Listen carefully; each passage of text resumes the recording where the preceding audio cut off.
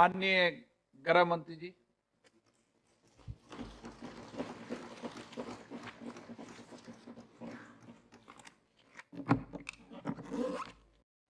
श्री किशन रेड्डी जी आए, उसमें श्री अधीर रंजन चौधरी जी से लेकर जसवीर सिंह जी तक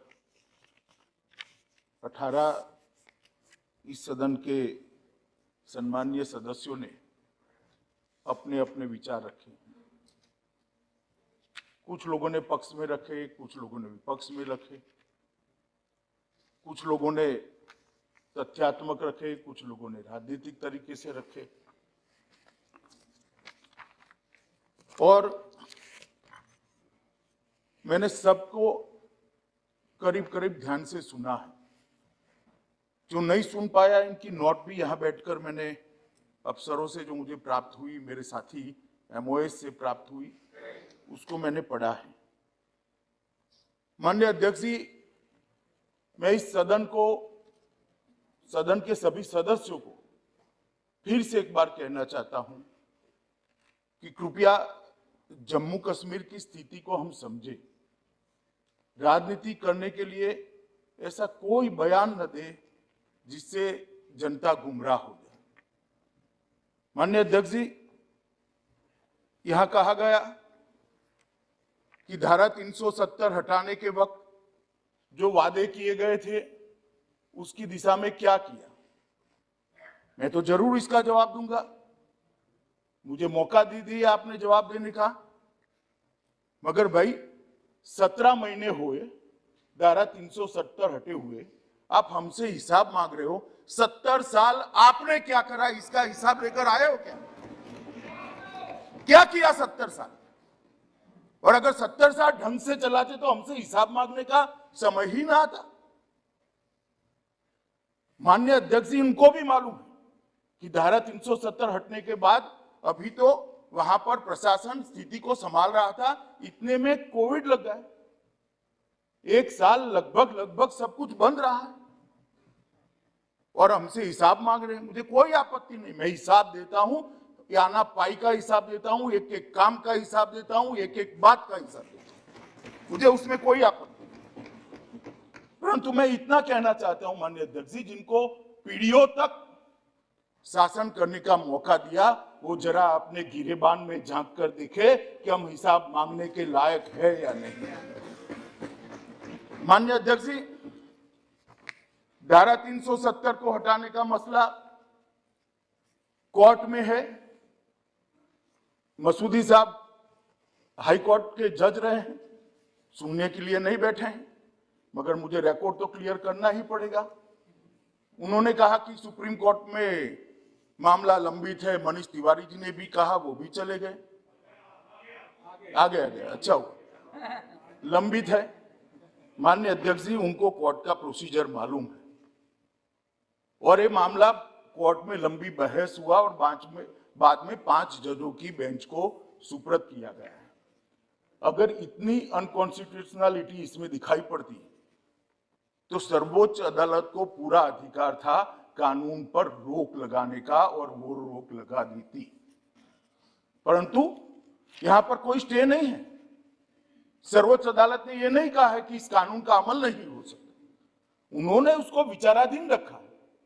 जब सर्वोच्च अदालत पूछेगी तब हम जरूर जाएंगे, जवाब देंगे और सर्वोच्च अदालत निर्णय करेगी। मगर कहीं पर भी ये कानूनी स्थिति नहीं है कि इसका अमल नहीं हो सकता। इसके कारण जम्मू और कश्मीर का पूरा विकास को हम रोक कर बैठ जाए, वहां पर डेवलपमेंट के कामों को हम रोक कर बैठ जाए। और मुझे कह रहे हैं माननीय सदस्य श्री तिवारी जी कि हम जाए और सुप्रीम कोर्ट को अर्जी दे कि इसको जल्दी सुनवाई करो। माननीय अध्यक्ष जी, मैं उनको कहना चाहता हूं कि हम तो सुप्रीम कोर्ट के सामने है ही, एक पक्ष लेकर कि इस देश में धारा 370 नहीं होनी चाहिए, इसलिए हमने हटाया। मगर आप तो सुप्रीम कोर्ट के सामने ही नहीं हो भाई, ना हा ना बीच का रास्ता लेकर चल रहे हो और दोनों ओर बोल रहे हो। ये तो आप भी कर सकते थे सुप्रीम कोर्ट में जाकर कि भाई जल्दी सुनवाई करो। ये भी आपको मालूम है कि सुप्रीम कोर्ट आजकल वर्चुअल सुनवाई करता है और जिसमें 70, 80, 100 वकील, एडवोकेट्स खड़े होंगे, पार्टियां इतनी होगी, इसकी वर्चुअल सुनवाई संभव नहीं है, ये आपको भी मालूम है, इसलिए सुनवाई नहीं हुई। इसका एक बड़े हिस्से का सुनवाई हो चुका है, 5 जज का बेंच भी बन चुका है और जैसे ही सुप्रीम कोर्ट वर्चुअल सुनवाई के मोड से पुनः फिर से एक बार आमने सामने की सुनवाई करेगा, तब जरूर सुप्रीम कोर्ट अपनी प्रायोरिटी के हिसाब से इसको सुनेगा, मगर तब तक कोई काम ना करे क्या? ये किस प्रकार के उदाहरण इस सदन के अंदर दिए जाते हैं? माननीय अध्यक्ष जी, सदस्य टी सुमति और काफी सारे सदस्यों ने कहा कि ये बिल लाने का मतलब ही है कि अब जम्मू कश्मीर को स्टेटहुड नहीं मिलेगा। भाई, बिल को पायलट तो मैं कर रहा हूं, लेकर मैं आया हूं, मंशा मैंने स्पष्ट कही है, कहीं पर भी नहीं लिखा है कि स्टेटहुड इससे नहीं मिलेगा। आप कहां से ड्रॉ करते हो? आपकी मन की आशंकाओं को जम्मू कश्मीर की जनता पर क्यों थोप रहे हो? मैंने इसी सदन में कहा है और फिर से कहता हूं कि इस बिल का जम्मू कश्मीर के स्टेटहुड से कोई लेन देन नहीं है। उपयुक्त समय पर जम्मू कश्मीर को स्टेटहुड दिया जाएगा। और कह रहे हैं कि स्टेटहुड देना है तो एग्मूट में क्यों लेकर आए? जरा एग्मूट कैडर को ही समझ लेते। क्या अरुणाचल राज्य नहीं है? क्या गोवा राज्य नहीं? मिजोरम राज्य नहीं है? ये सारे राज्य ही है। जरा ध्यान से पढ़ लेते तो इतनी फजीहत ही न होती। ये सारे राज्य है और एग्मूट कैडर के अंडर में है। जहां पर विशेष प्रकार की भौगोलिक परिस्थिति होती है, एडमिनिस्ट्रेटिव परिस्थिति होती है, वहां पर अफसर भेजने पड़ते हैं और वो राज्य के विकास के लिए जाते हैं। जो अफसर एग्मूट कैडर के हैं, वही मसूरी की जगह पे ट्रेनिंग लेकर आते हैं जो जम्मू कश्मीर कैडर के लोग पहले लिया करते थे।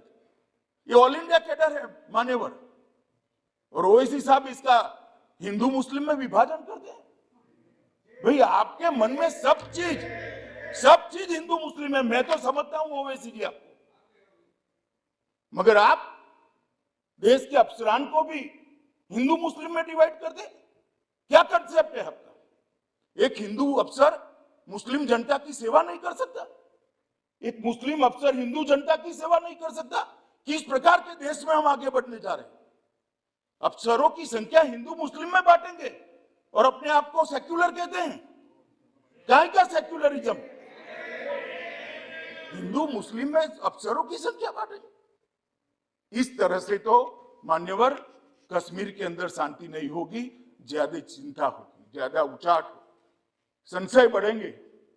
मेरा सभी से निवेदन है कि इस तरह से नहीं करना चाहिए। अभी उन्होंने एक और निवेदन कर दिया मान्यवर कि 2G से 4G विदेशियों के दबाव में किया है। ओवैसी साहब को मालूम नहीं है, जिसका वो समर्थन करते थे वो यूपीए की सरकार चली गई है। ये नरेंद्र मोदी की भारतीय जनता पार्टी की सरकार है। इस देश के फैसले ये देश करता है, इस देश के फैसले इस देश की संसद करती है। कोई हम पर दबाव नहीं कर सकता। और हमने उसको इसलिए रिस्ट्रिक्ट किया था मान्यवर कि कुछ संभलने के लिए समय चाहिए था। अब फाइन न फैलाई जाए, इसके लिए एक समय चाहिए था। और आप हमें पूछ रहे हो भाई अधीर रंजन जी, 2G और 4G, आपने तो मोबाइल ही बंद कर दिए थे और 20 साल तक बंद कर दिए थे। वाजपेयी जी की सरकार ने आकर 2G 4G छोड़ो, मोबाइल सर्विस ही बंद कर दी थी। कहां गए थे उस वक्त सारे अधिकार? मैं आपको पूछना चाहता हूं माननीय आपके माध्यम से, कहां गए थे सारे अधिकार? जब विपक्ष में बैठते हैं तब अपने समय में क्या किया था वो भी तो थोड़ा याद रखना चाहिए, वरना फिर सुननी पड़ेगी। मान्यवर, ये हमें 4G और 2G का कह रहे, मैं अभी भी कहता हूं कि सबसे बड़ा नागरिक का अधिकार है सुख और शांति से रहने का, सलामती के साथ रहने का। सलामती जहां नहीं होगी वहां सारे अधिकारों का कोई मतलब नहीं। ये नई फैशन शुरू होगी। मान्यवर, मैं कहना चाहता हूं कि ये जो लोग कह रहे हैं कि हम विदेश के दबाव में आकर कह रहे हैं, मैं उनको पूछना चाहता हूं कि किसके दबाव के अंदर धारा 370 को इतने समय तक चालू रखा। ये तो जरा बता दीजिए, किसका दबाव था, कौन प्रेशराइज करता था?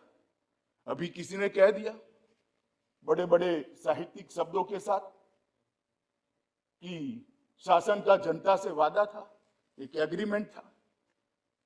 भाई मैं तो एग्रीमेंट को बारीकी से पढ़ता हूं और मैं तो मानता हूं कि पूर्ववर्ती सरकारों ने भी जो वादे करे हैं उसको ध्यान से पढ़ने चाहिए और इसका अमल करना चाहिए। 370 के बारे में कहा गया कि 370 और 35 से वो देश की सरकार का जम्मू कश्मीर की जनता से एग्रीमेंट था। एग्रीमेंट जरूर था, मगर उसमें टेम्पररी शब्द आप भूल जाते हैं पढ़ने का। ये टेम्पररी था। और जो मेरा हिसाब पूछ रहे 17 महीने में स्टेटहुड कब दोगे, स्टेटहुड कब दोगे, स्टेटहुड कब दोगे, हम जरूर देंगे। मगर मैं उनको पूछना चाहता हूं, ये मैंने भी कहा है स्टेटहुड टेम्पररी है, और आप 17 महीने में हिसाब मांगते हो तो टेम्पररी 370 साल तक चली, उस वक्त क्यों हिसाब नहीं मांगते थे? एक टेम्पररी प्रोविजन कब तक टेम्पररी रहेगा? टेम्पररी प्रोविजन को क्यों उखाड़ नहीं देता है? क्यों कोई पूछता नहीं था? क्योंकि वोट बैंक की राजनीति करनी थी। ये सरकार वोट बैंक की राजनीति से नहीं चलती। ये सरकार देश के हित में फैसले करती है। ये सरकार देश के भविष्य को सुधारने के लिए करती है। हम आएंगे जाएंगे, लोकतंत्र है, जीतेंगे हारेंगे, इसको ध्यान में रखकर देश के भविष्य को ताक पर हम नहीं रख सकते, न हम रखना चाहते। ये आपकी पॉलिसी है, आपको मुबारक। मान्यवर, इन्होंने कहा कि लोकल अफसरों का अधिकार चला जाएगा। मुझे कोई समझाए भला, देश भर में आईएएस आईपीएस अफसर भेजे जाते हैं, लोकल अफसरों का अधिकार चला जाता है क्या? चला जाता है तो जम्मू कश्मीर में कैसे चला जाएगा?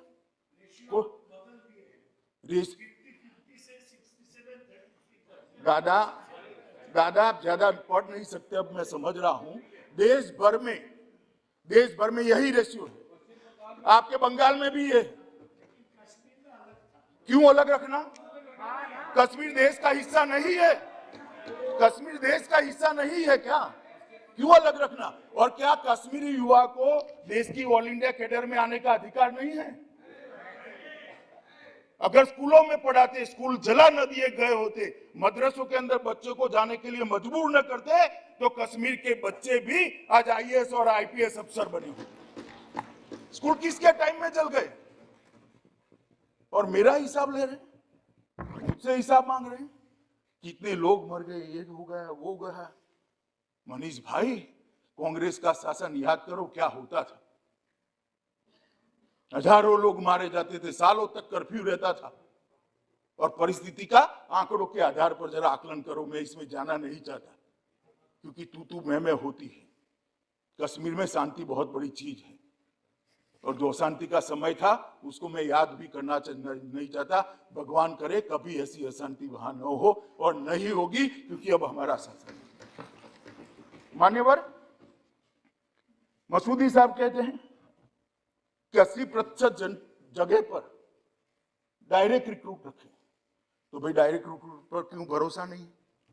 देश के हर राज्य की स्थिति है मान्यवर कि डायरेक्ट रिक्रूट अफसर होते हैं।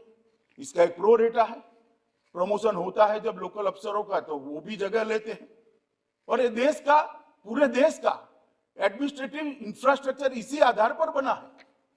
अब जम्मू कश्मीर के अंदर चीप पॉपुलैरिटी के लिए ये कहना कि 80% अफसर बाहर के, कोई बाहर का नहीं है, सभी भारत माता की संतान है, इसी भारत में जन्मे। बाहर का क्या होता है? नई पैटर्न और नई फैशन विकसित करिए। बाहर का है। दादा आपको नहीं कह रहा मैं। मान्यवर, एक गलत रास्ता है। इस रास्ते पर देश में भलाई नहीं होगी। मसूदी साहब कह रहे हैं कि आपने बोडोलैंड को ये दे दिया, मणिपुर को ये दे दिया, कश्मीर को क्यों नहीं? अरे मसूदी साहब, जरा सच बोला करिए। आप तो जज हो, सब कुछ पढ़ते हो। सभी अकॉर्ड निकाल कर दीजिए। किसी को अलग संविधान नहीं दिया है, किसी को अलग झंडा नहीं दिया है, किसी को धारा 370 नहीं दी है।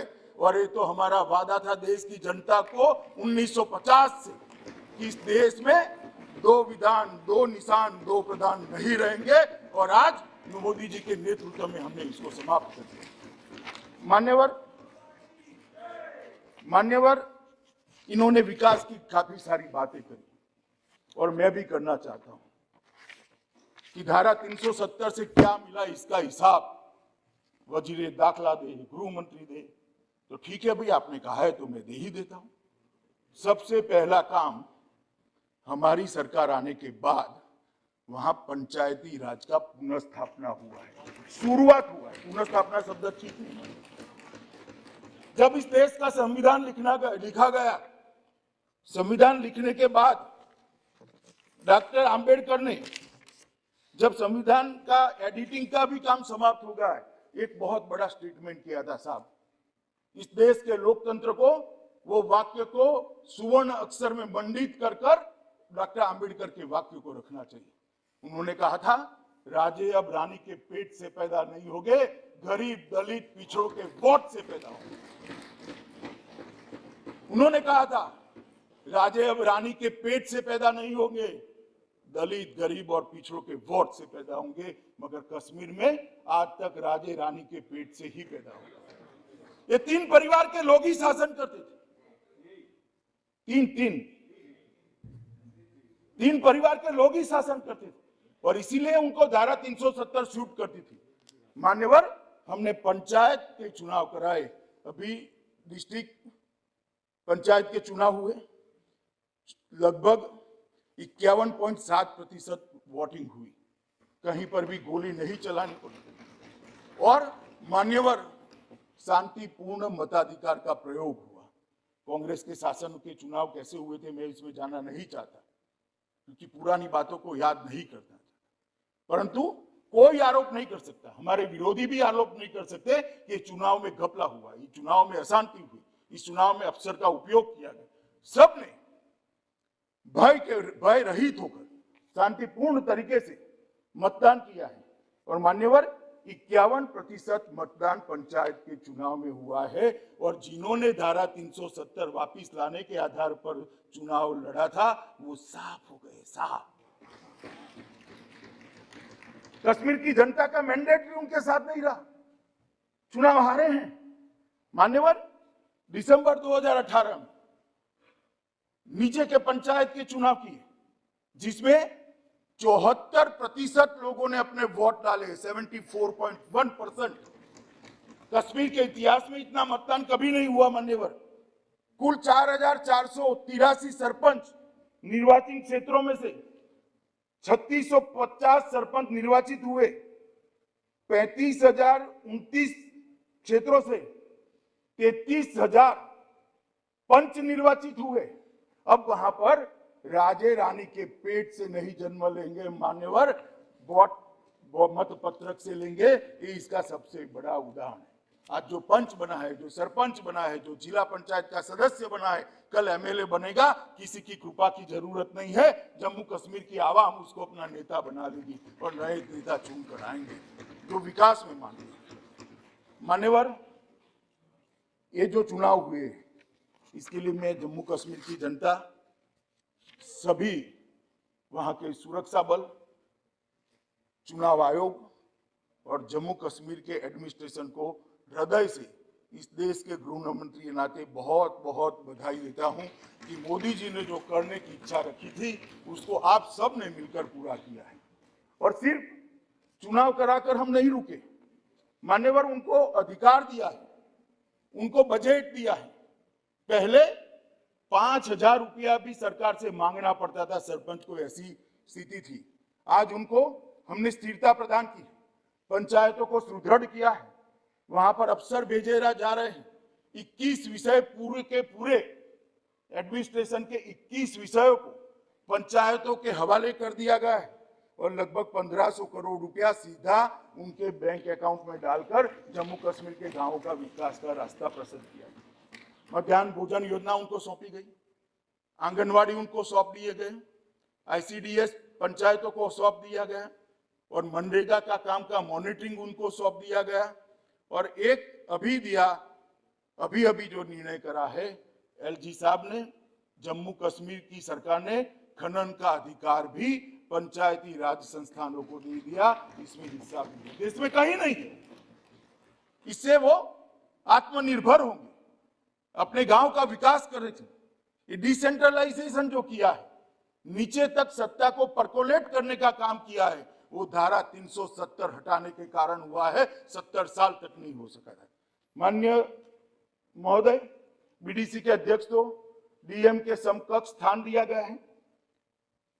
उग्रवादी घटना में मारे गए किसी भी निर्वाचित सरपंच, पंच, बीडीसी अध्यक्ष के लिए 25 लाख रुपए की राशि की व्यवस्था की है और क्षमता संवर्धन के लिए उनकी ट्रेनिंग का भी प्रोग्राम करा है, क्योंकि काफी नए हैं लोग, वहां परंपरा ही नहीं थी, नई परंपरा स्थापित हो रही है।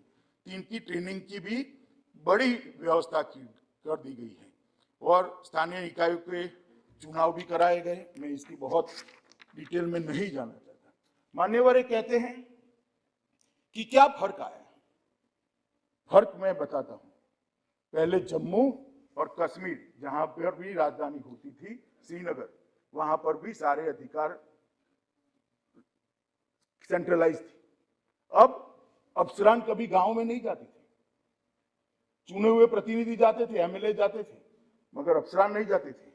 हमने सारे राजपत्रित अधिकारियों को आवंटित पंचायत के अंदर 2 दिन और 1 रात का निवास करना कंपलसरी करा, माननीय अध्यक्ष जी, और वहां जाकर जमीनी स्थिति वो देखने लगे।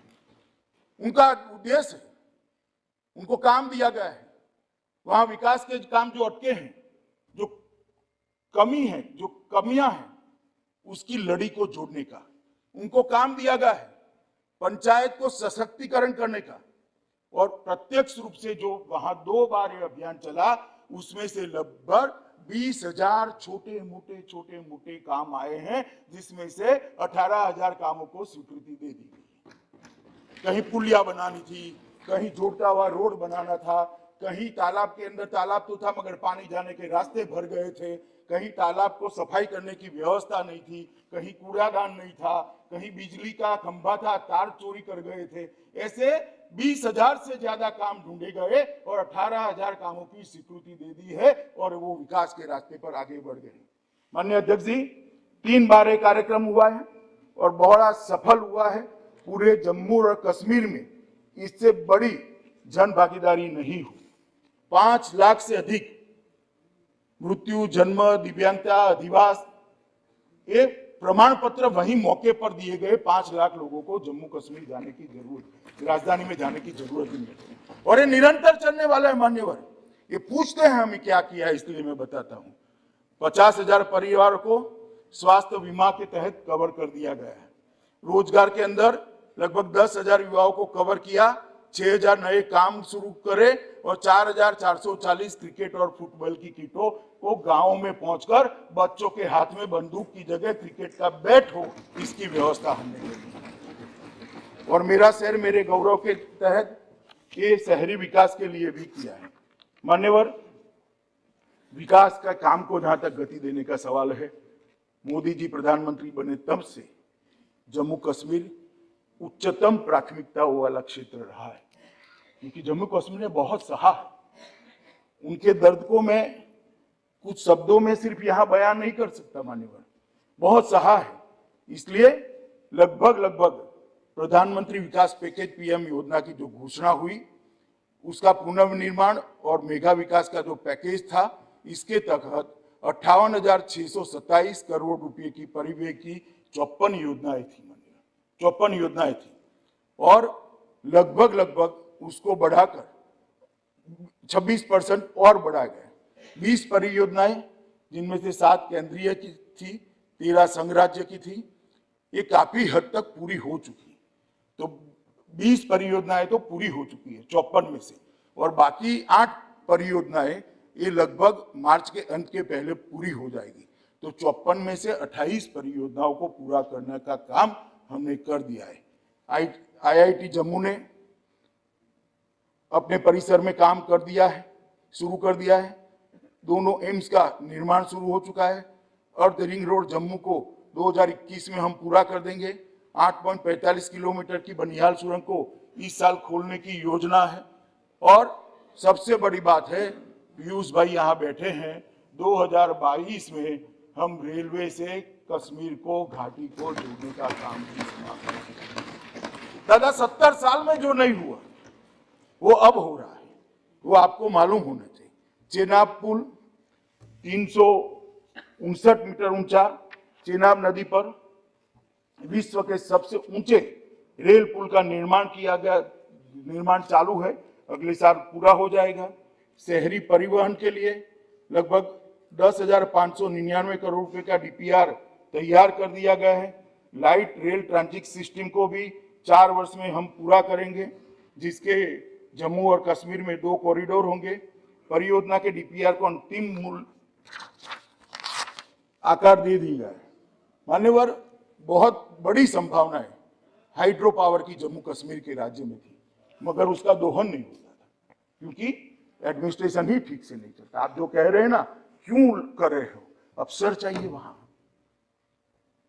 हम जम्मू कश्मीर को मंथर गति से चलाना नहीं चाहते, जम्मू कश्मीर के विकास को द्रुत गति से चलाना चाहते हैं, इसीलिए अफसर चाहिए, इसीलिए अफसर भेजना चाहते हैं। प्रचुर जल संसाधन है मान्यवर वहां पर, प्रचुर, लगभग 14,867 मेगावाट की तराशी गई जल विद्युत की क्षमता है। उसमें से 70 साल में 3504 मेगावाट का दोहन किया गया है। मैं फिर से एक बार कहता हूं, 14,000 में से 3500, और अभी जो 17 महीने का हिसाब पूछते हैं, उनको मैं बताना चाहता हूं, सिर्फ 17 महीने में 70 साल में 3504 और 17 महीने में 3490 मेगावाट का काम शुरू कर चुके हैं। एक बाजू आपकी 4 पीढ़ी ने जो काम किया है, वो हमने 1.5 साल के अंदर काम किया है, 1.5 साल के अंदर। ये मालूम होना चाहिए। पिछले 2 वर्ष में लगभग 3000 मेगावाट की जो बंद पड़ी हुई परियोजनाएं थी, इसको भी चालू करने का काम किया है और 3300 मेगावाट की नई शुरू करेंगे। पाकाल दुल 1000 मेगावाट की है और कीरू 624 मेगावाट की है। सावलाकोट 1856 मेगावाट, दुलहस्ती दूसरा चरण 258 मेगावाट, उरी 1 दूसरा चरण 240 मेगावाट और छोटी बिजली पन बिजली योजनाएं लगभग 12 मेगावाट की है, जो 123 करोड़ की लागत से हुई। मान्यवर, मैं इतना डिटेल में जाना नहीं चाहता था, मगर मुझे उकसा कर हिसाब मांगा गया, मैं भी क्या करूं, इसलिए मैं डिटेल बताना चाहता हूं। सबके लिए बिजली बंद तो जाएगी, पहुंचेगी कैसे? तो इसका डिस्ट्रीब्यूशन गांव तक होना चाहिए, इसका डिस्ट्रीब्यूशन बाद में घर तक होना चाहिए। इसलिए हमने सौभाग्य के तहत जम्मू कश्मीर के 100% लोगों को घर में बिजली पहुंचाने का लक्ष्य प्राप्त कर दिया है, कर चुके हैं मान्यवर। और 3,57,405 ऐसे लोग थे जिनको 70 साल से बिजली नहीं मिली थी, ये 17 महीने में बिजली देने का काम किया गया। ये हिसाब मांगते हैं मान्यवर। इस वर्ष 36 किलोमीटर लंबी 33 केवी लाइन बिछाकर एलओसी पर स्थित केरन और मुंदियान गांवों को भी, जो अंतिम गांव थे, उसको भी बिजली से जोड़ने का काम हमने समाप्त कर दिया। पहले वहां डीजल जनरेटर से सिर्फ 3 घंटे बिजली सरकार की ओर से दी जाती थी, अब 24 घंटा बिजली पहुंचे, ऐसी व्यवस्था करें। मान्यवर, बिजली के साथ जीवन की महत्वपूर्ण एक जरूरियात है। ये 4G को मानते हैं, बहुत महत्वपूर्ण है। मैं मानता हूं जल बहुत महत्वपूर्ण है, जल जीवन के लिए बहुत महत्वपूर्ण है। कांग्रेस के हिसाब से 4G जीवन के लिए बहुत महत्वपूर्ण है, मगर हमारी मान्यता अपनी जगह स्थिर है। 4G भी जरूरी है, मगर जल अत्यंत जरूरी है। इसलिए सितंबर 22 तक सभी 18.16 लाख परिवारों को पाइप के द्वारा घर में पानी पहुंचाने की योजना समाप्त हो जाएगी। और जब मैं ये कह रहा हूं तब पूछेंगे, भाई आप तो 22 की बात कर रहे हो। अभी 4 जिलों में 100% घर में पानी पहुंचाने का काम हमने समाप्त कर दिया है और 22 तक बाकी के जिलों का काम हम करेंगे। इसके साथ विद्यालयों, आंगनवाड़ियों और शिक्षा संस्थानों को, अस्पतालों को भी हमने जोड़ने का काम किया। मान्यवर, हमने तय किया है कि 2021 के अंदर ही 5300 किलोमीटर की सड़कों का निर्माण होगा, जिसमें 700 किलोमीटर कश्मीर में और 4600 किलोमीटर जम्मू में, और हर गांव को 2022 आजादी के 75 साल तक सड़क से जोड़ने का काम भी हम जम्मू कश्मीर में पूरा कर देंगे। इसका बजटरी प्रोविजन भी होगा। माननीय अध्यक्ष जी, ये हमेशा 370 35 से ऐसे झुनझुने पकड़ाते थे, ना बिजली की बात करते थे, ना पानी की बात करते थे, ना नौकरियों की बात करते थे, ना स्वास्थ्य की बात करते थे। जम्मू कश्मीर के दुर्गम क्षेत्रों के अंदर जो लोग बसते हैं, इनकी स्वास्थ्य की चिंता क्या की है 3 परिवारों ने? मैं पूछना चाहता हूं, 70 साल तक आपने शासन किया, जम्मू कश्मीर के अवाम के स्वास्थ्य के लिए आपने क्या किया? लेकर आइए हिसाब और हमारे एमपीओ के साथ चर्चा करिए। मान्यवर, मैं सदन को गौरव के साथ बताना चाहता हूं कि ये नरेंद्र मोदी सरकार में, नरेंद्र मोदी सरकार के कालखंड में और 17 महीनों में, जो 17 महीने बोलते हैं, इसमें हमने जम्मू कश्मीर के पीएमडीपी के तहत स्वास्थ्य मंत्रालय से 881 करोड़ रुपए की राशि ऑलरेडी भेज दी है, जिसमें से 754 करोड़ रुपए की राशि व्यय की जाती है। मान्यवर, 75 परियोजनाएं पूरी हो गई है और 22 तक 39 परियोजनाएं पूरी हो जाएगी, जिसमें श्रीनगर में 500 बिस्तरों वाला नया अस्पताल, जम्मू में 200 बिस्तरों वाला नया मातृत्व अस्पताल, जम्मू में नए हड्डी और जोड़ के अस्पताल, जीएमसी जम्मू में 100 बिस्तर के आकस्मिक चिकित्सा ब्लॉक, जम्मू में बालक और बालिका छात्रावास का निर्माण जिसके तहत आता है। और माननीय अध्यक्ष जी, देश भर के 60 करोड़ गरीबों को मोदी सरकार ने आयुष्मान भारत का आशीर्वाद देकर 5 लाख रुपए तक का स्वास्थ्य फ्री ऑफ कॉस्ट दिया। मान्यवर, मसूदी साहब पूछते थे क्या किया जम्मू कश्मीर के साथ, क्या किया? एग्रीमेंट नहीं पढ़ते, शासन का एग्रीमेंट होता है जनता के साथ। अरे भाई, एग्रीमेंट तो कागज पर होता है, जम्मू कश्मीर तो हमारे दिल में है, दिल में। देश भर के अंदर मान्यवर 5 लाख तक की स्वास्थ्य योजना, जो प्रधानमंत्री आयुष्मान भारत योजना से जानी जाती है, पीएम जय के नाम से जानी जाती है, वो गरीबों के लिए है। प्रधानमंत्री जी ने जम्मू कश्मीर के लिए सेहत योजना लाए। जम्मू कश्मीर में कोई करोड़पति हो या रोडपति हो, सड़क पर रहने वाला हो या बड़े से बड़े महल में रहने वाला हो, हर एक को 5 लाख तक की सुविधा आरोग्य की हमें देने का काम है। और मान्यवर, में देखता था, मैं कार्यक्रम में उपस्थित था वर्चुअल तरीके से, लोगों की आंख में आंसू थे। एक बूढ़ी महिला कश्मीर घाटी की मां बता रही थी कि 70 साल तक हमारा किसी ने चिंता नहीं किया, नरेंद्र मोदी जी ने आकर हमारी चिंता की, अब मुझे इलाज कराने के लिए किसी के सामने हाथ फैलाने की जरूरत नहीं है, मेरी सरकार वहां बैठी है जो मेरा इलाज कराएगी। मान्यवर, ये जो हमने किया है, लगभग हर एक व्यक्ति को सेहत योजना के तहत कवरेज देने का काम किया है। और मैं मानता हूं जम्मू कश्मीर बहुत कम राज्यों में से एक राज्य है जिसका हर एक व्यक्ति स्वास्थ्य योजना के तहत कवर किया गया है। मान्यवर, कोविड के खिलाफ लड़ाई भी इसी समय में हम लड़े, जो 17 महीने का हिसाब मांगा जाता है, इसी के तहत लड़े। और सबसे अच्छा कोविड प्रबंधन एलजी के नेतृत्व में जम्मू कश्मीर सरकार ने। टीकाकरण का काम भी बहुत स्मूथ तरीके से घाटी और जम्मू दोनों तरफ चल रहा है। मान्यवर, एम्स की स्थापना की है, 2 एम्स बनाने का काम किया है और लगभग 2000 करोड़ रुपया एक एम्स का, 4000 करोड़ रुपया एम्स के लिए भारत सरकार ने यहां भेजा है। इसकी शुरुआत हो गई है। नए मेडिकल कॉलेज की स्थापना, 7 नए मेडिकल कॉलेज, 70 साल में 3 थे, 17 महीने में 7, अनंतनाग, बारामूला, रजौरी, डोडा, कठवाड़ा, हंदवाड़ा और उधमपुर, ये 7 नए मेडिकल कॉलेज की शुरुआत हुआ है। और 5 मेडिकल, उसमें से 5 का एक टेम्पररी परिसर के अंदर शिफ्ट व्यवस्था के आधार पर बच्चों को पढ़ाने का कामकाज भी हमने शुरू कर दिया है। राह नहीं देखिए, इसको सिविल अस्पताल के, और 22-23 में और 2 मेडिकल कॉलेज भी हम चालू कर देंगे। लगभग हम 1100 बच्चे जम्मू कश्मीर के डॉक्टर बनकर जम्मू कश्मीर के गरीब की सेवा करें, इस तरह की व्यवस्था। आप हमें पूछ रहे हो हमने क्या किया? कभी इतनी संवेदना के साथ किया जा? 370 का झुनझुना दिखाकर शासन करते रहे तीन परिवार मान्य। कितने सालों तक शासन किया?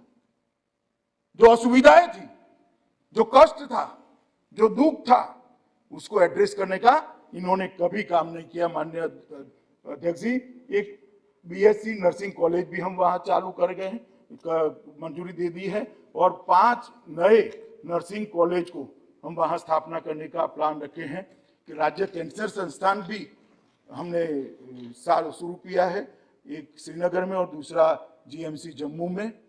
और माननीय राज्य सरकारें, केंद्र सरकार ने लगभग अलग अलग 115 योजनाएं नरेंद्र मोदी जी के शासन में आने के बाद इस देश के दलित, गरीब, पिछड़े, आदिवासी, इनके लिए बनाई थी, मगर उसका वहां पर इम्प्लीमेंटेशन नहीं होता था।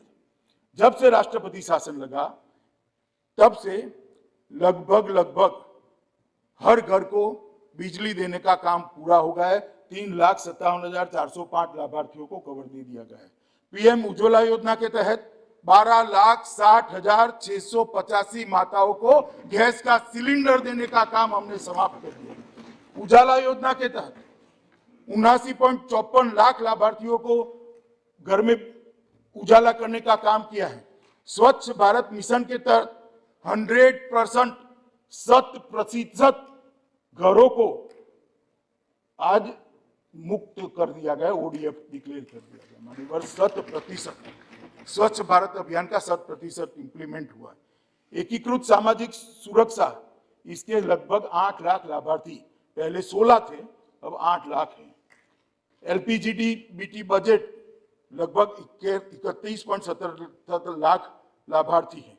केसीसी ऋण और प्रधानमंत्री किसान योजना का लक्ष्य जो दिया गया था वो पूरा हो गया है। हर किसान को अब 6,000 रुपया उसके बैंक अकाउंट में किसी बिचौलिए के बगैर मिल रहा है, ट्रांसफर हो रहा है। इसके अतिरिक्त 2019-20 में जो छात्रवृत्ति थी, इसका कवरेज इस 17 महीनों में 3 गुना कर दिया है। 8 लाख छात्रों को डीबीटी के माध्यम से प्री और पोस्ट छात्रवृत्ति मिल रही है। माननीय अध्यक्ष जी, चालू वर्ष के दौरान दिसंबर 2020 तक हमें लक्ष्य रखा है कि और 9.5 लाख लोगों को छात्रवृत्ति के कवरेज में लेकर आएंगे। मान्यवर मनीष जी ने कहा कि जम्मू में इतनी फैक्ट्रियां बंद हो गई है और इसी कालखंड में हो गई। मनीष जी, सिर्फ रिकॉर्ड क्लियर करने के लिए कह रहा हूं, ये फैक्ट्रियां बंद होने का जो रेंज है वो 18 साल का है। 18 साल में बंद हुई सभी फैक्ट्रियों का आंकड़ा आपने 17 महीनों के अकाउंट में डाल दिया, तो रिकॉर्ड जरा क्लियर रहना चाहिए, है? नहीं, 18 साल से जितनी बंद हुई है उसका आंकड़ा इन्होंने 17 महीनों में डाल दिया, इसलिए मैं रिकॉर्ड क्लियर कर रहा हूं। मान्यवर, अब ये कहते थे कि 17 महीनों में क्या हुआ। जम्मू कश्मीर के उद्योग के लिए सबसे बड़ा हर्डल था, वहां कोई भी उद्योगपति उद्योग लगाना चाहे तो उसको भूमि नहीं मिल सकती। धारा 370 हटाई, उसके बाद में जमीन के कानून के हमने परिवर्तन किया और अब ऐसी स्थिति हुई है कि जम्मू कश्मीर के अंदर उद्योग लग पाए। 6 महीने पहले ही हम कानून लाए और अब मिल पाएगी, इसलिए उद्योग भी आएंगे। और उद्योग को आने के लिए सबसे अच्छा प्रोत्साहन पैकेज नरेंद्र मोदी जी की अगुवाई में भारत सरकार लाई है, अप्रूव किया है, और जम्मू कश्मीर सरकार ने भी इसको अप्रूव कर दिया है। मान्यवर, उनको मालूम है कि कोविड के कारण पूरे विश्व में मंदी है। मनीष जी पंजाब से आते हैं, जरा पंजाब के आंकड़े लेकर आ जाए यहाँ पर, आपकी सरकार है। राजस्थान के लिए आंकड़े लेकर आ जाओ, छत्तीसगढ़ के आंकड़े लेकर आ जाओ, ये सबसे जम्मू कश्मीर के अच्छे हैं जहां तक मंदी की बात है। मगर मान्यवर, ये मंदी की बात कर रहे हैं, मंदी के लिए पूछ रहे हैं, पहले तो इंडस्ट्री लगती नहीं थी, बाद में मैं आता हूं उस पर। आपके शासन में 12 साल तक पूरे स्कूल बंद रहे, पूरा स्कूल, लाखों बच्चों का भविष्य अंधकार में कर दिया। और अब आज हमसे हिसाब मांग रहे हो भैया। तनिक ढंग से तो सोचो कि हिसाब मांगना चाहिए नहीं मांगना चाहिए। मान्यवर, ये 4G की रोते हैं, आपने तो मोबाइल ही बंद कर दिए थे।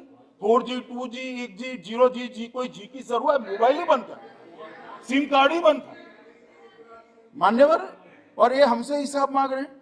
हम जो मान्यवर योजना लेकर आए हैं, अब हमने एक वहां यही लोग यहाँ जो कहते हैं इंडस्ट्री नहीं आई, वहां जाकर अफवाह फैला रहे हैं कि आपकी जमीनें चली जाएगी। मैं जम्मू कश्मीर के आवाम को आश्वस्त करना चाहता हूं कि किसी की भी जमीन नहीं जानी है। सरकार के पास इतनी जमीन है कि जिसमें जम्मू कश्मीर विकास कर पाए, वहां इंडस्ट्री आ जाए। और अब सरकार की जमीन कोई राज करने वाला छीन नहीं सकता। ये नरेंद्र मोदी सरकार, ये जमीन आपके विकास के लिए है, आपके राज्य के उद्योग के लिए।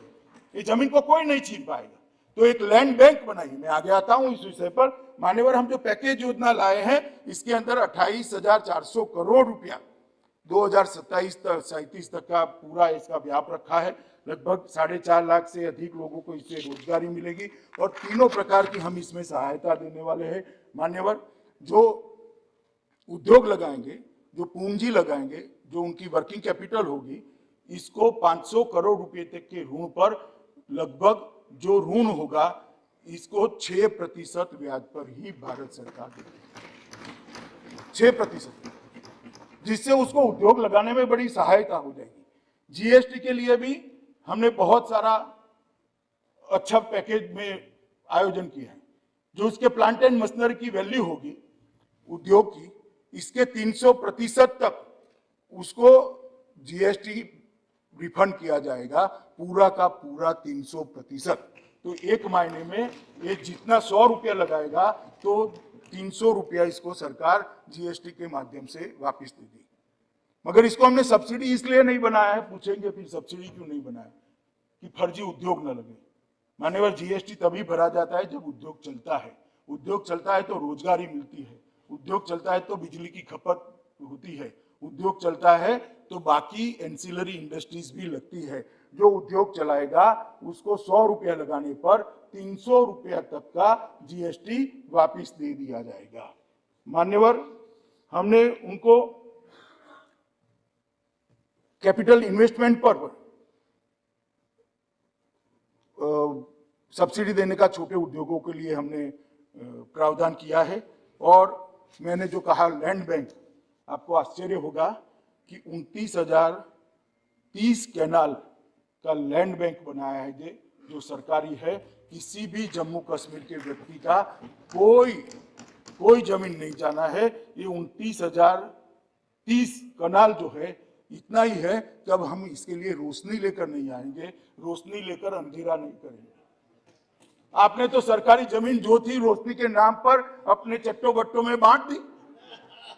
हमने उसका लैंड बैंक बनाया और अब इंडस्ट्री को देंगे तो इंडस्ट्री इसके अंदर विकसित होगी, रोजगार मिलेगा, बिजली की खपत बढ़ेगी, जीएसटी मिलेगा, रेवेन्यू मिलेगी और जम्मू कश्मीर एक आश्रित राज्य की जगह एक अपने आप पर आत्मनिर्भर राज्य बने। इस दिशा में हम आगे बढ़ेंगे। मान्यवर, ईज ऑफ डूइंग बिजनेस को भी हमने बहुत आगे बढ़ाया है। इसका मैं ज्यादा कहना नहीं चाहता। युवाओं के लिए नौकरियां त्वरित भर्ती अभियान भी हमने चालू कर दिया है। वर्ग 4 में 10,000 रिक्तियां चिन्हित की गई है और 8,575 रिक्तियों सेवा चयन बोर्ड के माध्यम से विज्ञापित कर दी गई। मान्यवर, इसमें बहुत चिट्ठियां चलती थी,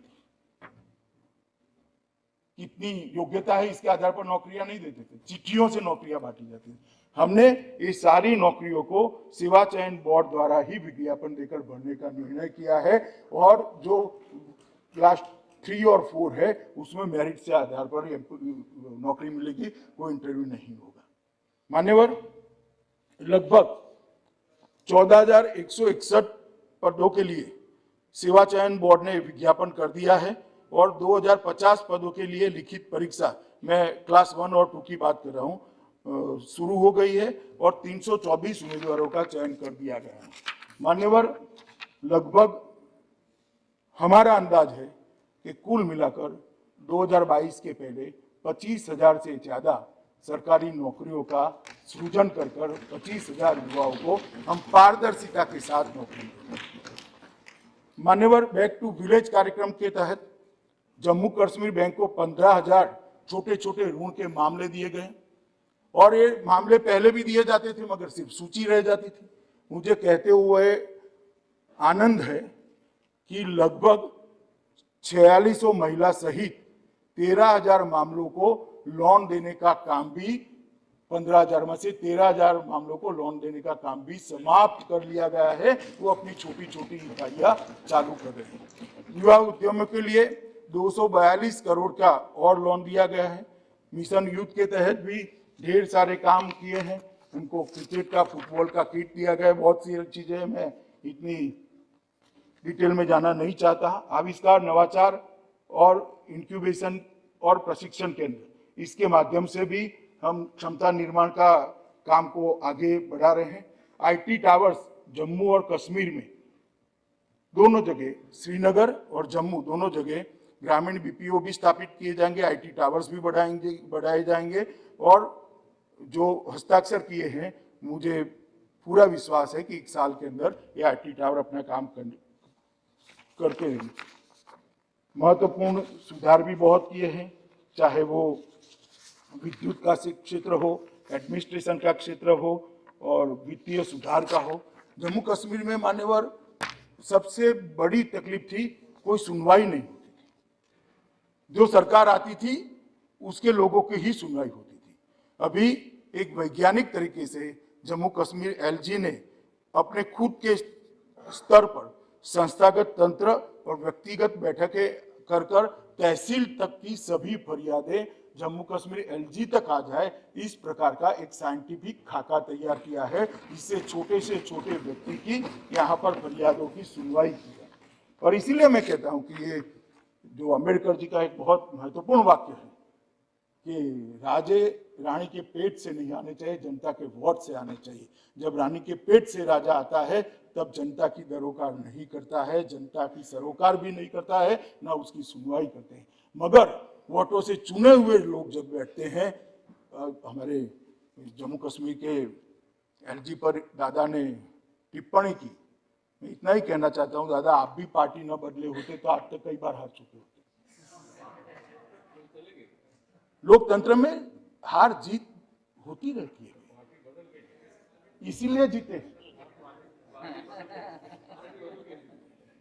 मान्यवर, एक अधिवास प्रमाण पत्र, डोमिसाइल सर्टिफिकेट, इसके लिए भी बहुत बड़ा हो हल्ला हुआ था। आपकी नागरिकता चली जाएगी, बहुत सारे लोग बाहर से घुस जाएंगे, हो जाएगा, फला हो जाएगा, ढिकामड़ा हो जाएगा। मैं कहता हूं अब तक 30.44 लाख परिवार को प्रमाण पत्र, व्यक्ति और परिवारों को प्रमाण पत्र दे दिया गया है। कहीं से कोई कंप्लेन नहीं है, ना कोई लाइन लगी है, ना मान्यवर नया भूमि कानून लाए तो उसमें भी था आपकी जमीन चली जाएगी, ये चली जाएगी, वो चली जाएगी। कोई ला दे, मुझे बता दे किसकी जमीन चली गई। ये बिहार में भूमि कानून नहीं है तो कोई बंगाल से आकर बिहार की जमीन ले लेगा। मैं गुजरात से आता हूं, गुजरात में कोई भूमि कानून नहीं तो महाराष्ट्र से आकर कोई गुजरात की जमीन खा जाएगा। कैसे ऐसा होगा? ऐसा नहीं होता है। कोई आदमी अपना घर छोड़ने को तैयार नहीं है। कुछ नहीं हुआ।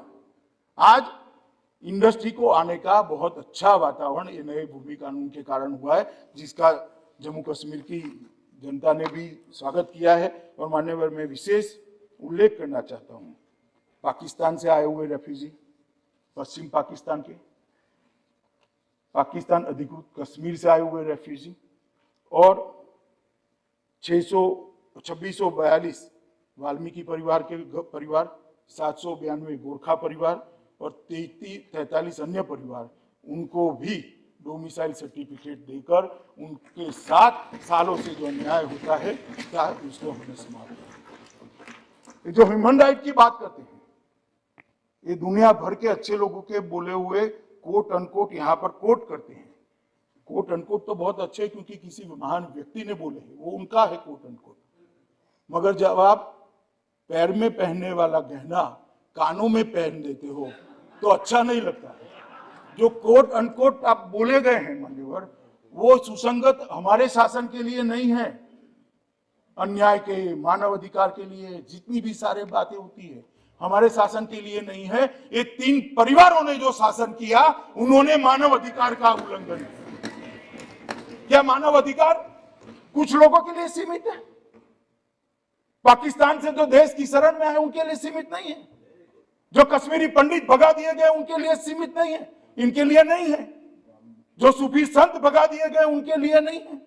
जो वाल्मीकि लोग वहां से 70 साल से मताधिकार प्राप्त नहीं करते थे, उनके मानव अधिकार नहीं है। क्यों उनके लिए आपके मन में भावनाएं नहीं आती हैं? क्योंकि वो आपका वोट बैंक नहीं है। मानव अधिकार को वोट बैंक की नजर से देखना आपका काम है। हम मानव अधिकार को मानव अधिकार की दृष्टि से, कितना भी विरोध, साहस नहीं है अपने ये कहने का कि वाल्मीकि को वहां मताधिकार मिलना चाहिए था। जो पाकिस्तान से शरण में आया है उसको मताधिकार मिलना चाहिए कहने का साहस नहीं है आपने, क्योंकि आप चुनाव लड़ना चाहते हो, चुनाव जीतना चाहते हो। आप में साहस नहीं है कि वाल्मीकि माता चौथी पीढ़ी आ गई, उसको नौकरी नहीं मिल सकती ना, वाल्मीकि बच्ची को नौकरी नहीं मिल सकती, इसका अधिकार नहीं। इसके मानव अधिकार के पास आपके लिए शब्द भी नहीं है, संवेदना भी नहीं है, मगर हमारे लिए शब्द भी है, कृति भी है और संवेदना। मान्यवर, रोशनी जैसे कानूनों को रद्द कर दिया गया, भ्रष्टाचार पर कार्यवाही हो रही है, क्योंकि पहले भ्रष्टाचार का कानून ही नहीं था। ये पूछ रहे हैं ना 370 क्यों होता है? वहां पर रिजर्वेशन नहीं होता था, वहां महिलाओं को अधिकार नहीं था, वाल्मीकि लोगों को अधिकार नहीं था, ट्राइबल को अधिकार नहीं था, ओबीसी को अधिकार नहीं था। भ्रष्टाचार पर रोक नहीं थी, क्योंकि भ्रष्टाचार करना था, क्यों रोक लगाना? ढेर सारे कानून, देश के अच्छे बने हुए कानून, दहेज के लिए कोई कानून नहीं था, और आप हमें समझा रहे हो कि 370 को क्यों हटाया? मान्यवर, पाक अधिकृत जम्मू कश्मीर के लगभग 26,319 विस्थापित और 5300 विस्थापित जो युद्ध के समय आए, छंब के 10,065 विस्थापित, पश्चिमी पाकिस्तान के 5,764 विस्थापित, कश्मीरी प्रवासी जिसको बहुत संवेदना के साथ अपने अभिनंदन जी बता रहे थे, 44,000 कश्मीरी पंडित। मैं आज उनको बताना चाहता हूं, यही नरेंद्र मोदी जी के शासन में कश्मीरी पंडितों को हर परिवार को राहत कार्ड जिसके पास है उसको 13,000 रुपया हर महीना सरकार देती है। ये हमारे समय में विस्थापित नहीं हुए, कांग्रेस का शासन था, उसकी सुरक्षा नहीं कर पाई, इसलिए विस्थापित अपने देश में ही विस्थापित होकर रह गए थे। इनको 13,000 हम निःशुल्क राशन देते हैं। पुनर्वास के अंक के रूप में कश्मीर घाटी में 3,000 नौकरियां दे दी गई है, 88 नौकरियों का चयन प्रक्रिया चालू है, और ये 6,000 लोगों को कश्मीर घाटी में घर के साथ 2022 के साथ हम बसा देंगे और वर्षों पुराना हमारा स्वप्न समाप्त। 3,000 लोगों को दे चुके हैं निरंजन जी, नौकरी ऑलरेडी दे चुके हैं। 70 साल में एक दिया है तो बताओ, एक। और 6,000 लोगों का घर बनाने की योजना भी, जमीन भी आवंटन कर दी है, बजट का भी आवंटन हो गया है, प्रक्रिया चालू हो गई। और प्रोफेशनल कॉलेज में दाखिले के लिए देश भर में रिजर्वेशन किया गया है। मान्यवर, पहाड़ी भाषी जनसंख्या के 1,74,000 लोगों को आरक्षण नियम संशोधित कर 4% आरक्षण ये 370 हटने के कारण मिला है। अंतर्राष्ट्रीय सीमा के पास के गांवों के 70,000 लोगों को यही सदन में मैं ही बिल लेकर आया था, जिनको रिजर्वेशन दिया है, पहले नहीं दे सकते थे। आर्थिक रूप से कमजोर वर्ग को 1.16 लाख लोगों को अब आरक्षण का लाभ मिलना शुरू हो गया है, क्योंकि 1.16 लाख बीपीएल परिवार को 10% आरक्षण का लाभ मिल रहा है, जो 370 के कारण नहीं मिलता था। 1,500 सफाई कर्मचारी परिवारों को पूरा अधिकार देने का काम किया है। आप हमें पूछ रहे हो क्या किया? मान्यवर, 370 जाने से जम्मू कश्मीर में किसी के साथ अन्याय हो, इस संभावना को ही समाप्त कर दिया गया है।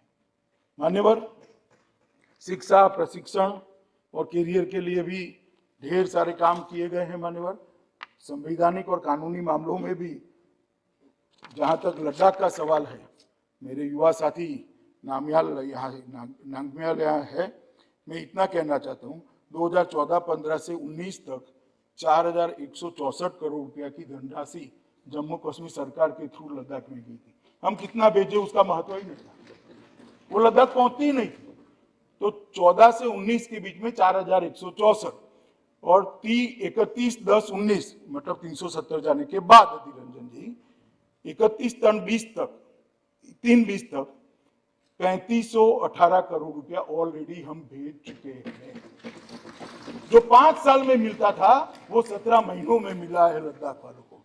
मान्यवर इतना ही नहीं है, लद्दाख को 2 नए डिग्री कॉलेज दिए गए हैं, नए एयरपोर्ट टर्मिनल और जिला अस्पताल का अपग्रेडेशन का काम शुरू हो गया। सब 17 महीने में ही हुआ सुमति जी। लद्दाख के पर्यटन को बढ़ावा देने के लिए 5 नए टूरिस्ट सर्किट भारत सरकार ने बनाए हैं, 5 नए ट्रैकिंग रूट्स भी खोले गए हैं। सुदूर विद्यार्थी क्षेत्रों में सब्सिडाइज हेलीकॉप्टर की व्यवस्था शुरू कर दी गई जिससे टूरिज्म बढ़े। लगभग लद्दाख में 7500 मेगावाट क्षमता वाला देश का सबसे बड़ा सौर ऊर्जा यंत्र लगाने की कार्यवाही भी शुरू कर दी गई है। जो लद्दाख के लोगों की लाइफलाइन होगी, ढेर सारे लोगों को रोजगारी मिलेगी। परंपरागत चिकित्सा प्रणाली उसको रिवाइव किया गया है। National institute for Sowa Rigpa की स्थापना नवंबर 2019 की कैबिनेट में कर दी गई है। कारगिल हवाई अड्डे के व्यवहार्य अध्ययन फिजिबिलिटी स्टडी के लिए लद्दाख प्रशासन और अपने विमानपत्तन विभाग इसके साथ एग्रीमेंट हुआ है। Mission integrated development of horticulture के तहत 28,870 ऐसे पौधे जो ठंडी में भी जिंदा रह पाए उनको लगाने का काम किया गया है। ई गवर्नेंस की दिशा में गांव तक ई गवर्नेंस पहुंचे, इसके लिए ढेर सारी सुविधाएं कई ई स्टैम्प शुरू कर दिया है, ई क्वाड फी शुरू कर दी है। माननीय प्रधानमंत्री जी ने लद्दाख में एक सेंट्रल यूनिवर्सिटी का भी अनुमोदन कर दिया गया है। माननीय अध्यक्ष, विकास पैकेज के तहत जो 80,000 करोड़ रुपया था उसमें इसका उचित हिस्सा भी लद्दाख को दिया गया है। और सभी राज्यों के जैसे यहाँ पर गुजरात भवन होता है, यूपी भवन होता है, बिहार सदन होता है, लद्दाख को भी 70 साल के बाद अपना भवन और सदन यहाँ पर मिला। भारत सरकार की कई सारी योजनाएं वहाँ पर थी, उसमें लगभग 80% कवरेज कर दिया गया है। रोड कनेक्टिविटी में सुधार के लिए 11 पुलों और 578 किलोमीटर रोड का काम हाथ पे लिया गया है। जो जिला टनल का काम शुरू कर दिया गया है। रिमोट एरिया में टेली कनेक्टिविटी के सुधार के लिए 80 सेट फोन और 124 वास्ट स्थापित किए गए हैं। पावर इंफ्रास्ट्रक्चर के लिए कारगिल में लेह में 500 केडब्ल्यू के मिनी हाइड्रो प्रोजेक्ट स्थापित किए गए। 11 केवी की और 66.25 केएम और 42 केएम एलटी लाइन बिछाई गई है। 3 गर्ल्स हॉस्टल बनाए गए हैं। 20 बेडेड अस्पताल कारगिल के अंदर बनाया गया है। ट्रेजरी सिस्टम की जगह पीएमएफएस लागू किया है जिससे अनुकूलता हो। लेह में 1000 एमटी का कोल्ड स्टोरेज बनाने का काम पूरा कर दिया गया है जिससे इतने ठंडी वाले प्रदेश में उनको कोई कठिनाई का सामना न पड़े। पश्मीना गुड्स की संख्या में लगभग 17 महीने में 8% वृद्धि दर्ज की है, जो रिकॉर्ड है, आज तक कभी नहीं बढ़ा गया। लद्दाख के पिछले क्षेत्र के लिए विकास पैकेज लगभग 50,000 करोड़ का पैकेज प्रधानमंत्री जी तय कर रहे हैं जो आने वाले दिनों में लद्दाख को मिलने वाला है। मान्यवर ये कह रहे हैं कि धारा 370 हटाने के बाद क्या किया। मुझे इतना ही है कि आप धारा 370 को राजनीतिक रूप से बोलने की बजाय ये सारी चीजें जम्मू कश्मीर यूटी और लद्दाख यूटी के साइट पर सारी डिटेल थी। अगर किसी ने स्टडी कर पढ़ा होता तो शायद अब तक बिल पारित भी हो गया होता। ये पूछते नहीं ना मैं जवाब देता, इन्होंने पूछा इसलिए मुझे जवाब देना पड़ा मान्यवर। मगर मेरा इतना ही कहना है अभी भी कि जम्मू कश्मीर और लद्दाख को राजनीति का हिस्सा हम न बनाएं। बहुत सारी चीजें राजनीतिक करने के लिए। आ जाइए राजनीतिक मैदान में, 2-2 हाथ कर लीजिए, कोई नहीं डरता है, कोई नहीं डरता है। मगर ये देश का संवेदनशील हिस्सा है। उनको कई बार घाव लगे हैं, शंकाएं कुशंकाएं उनके मन में पड़ी है, उस पर मरहम लगाना इस सदन का काम है, उसको खुरेदना हमारा काम नहीं है। छोटी सी राजनीतिक इच्छा पूर्ति के लिए हम कश्मीर को इस दृष्टि से न देखें। मान्यवर, इस सब ने कहा कि प्रधानमंत्री जी ने वादा किया था, गृह मंत्री ने वादा किया था कि पूर्ण राज्य का स्टेटस वापस मिलेगा। मैं फिर से जम्मू कश्मीर के लोगों को वादा करना चाहता हूं, निश्चित मिलेगा। आपका विकास जो अटक गया है, ये 3 परिवारों ने जो विकास को रोक कर रखा है, उसको पटरी पर चढ़ाकर जैसे ही उचित परिस्थिति होगी जरूर जम्मू कश्मीर को पूर्ण राज्य का स्टेटस वापस देंगे। इसका इस बिल से कोई लेन देन नहीं है।